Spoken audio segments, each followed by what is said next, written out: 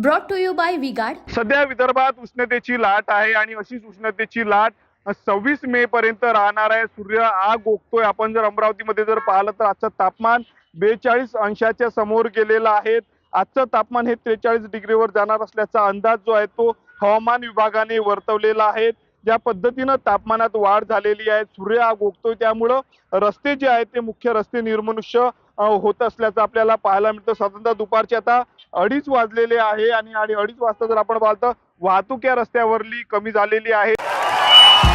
भाइयों बहनों, उनके राज में पावर रहे अनस्टेबल और हम रखे सब स्मूथ और स्टेबल। हमारा नेता कैसा हो जो स्टेबल पावर दे वैसा हो। अब की बार वी गार्ड एसी स्टेबलाइजर का चमत्कार।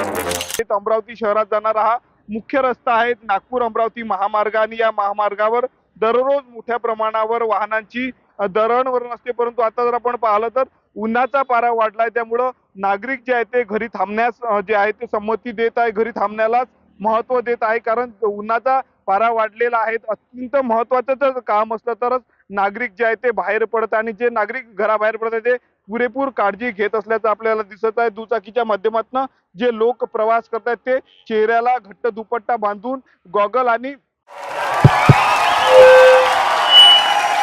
उनका बैकअप सिर्फ कल तक और हमारा चांद तक। हमारा नेता कैसा हो जो नॉन स्टॉप बैकअप दे वैसा हो। अब की बार वी गार्ड इन्वर्टर बैटरी का चमत्कार। शूज वगैरे घालूनच घराबाहेर पडताय, कारण तापमान जे आहे ते मोठ्या प्रमाणावर वाढलेलं आहे। सोबतच या तापमानामध्ये पुरेपूर काळजी घेण्याचं आवाहन जे आहे ते प्रशासनाने केलं आहे, डॉक्टरांनी देखील केलेला आहे। या वाढत्या तापमानाचा फटका जो आहे तो जलाशयाला बसलेला आहे। बाष्पीभवन मोठ्या प्रमाणावर वाढलेलं आहे, त्यामुळे जलसाठ्यात मोठ्या प्रमाणावर घट आहे। त्यामुळे मेळघाट सारख्या भागातही जे आहे ते पाण्याच्या दुष्काळाची परिस्थिती निर्माण झालेली आहे। 26 मे पर्यंत असंच तापमान जे आहे ते अमरावती जिल्ह्यामध्ये राहणार असल्याचा अंदाज जो आहे तो हवामान विभागाने वर्तवलेला आहे। Swapnil Umap, TV9 Marathi, Amravati. Brought to you by V-Guard.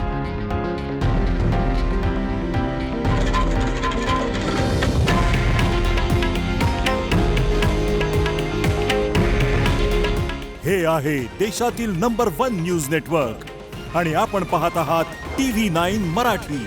काळजी तुमची, हित महाराष्ट्राचं।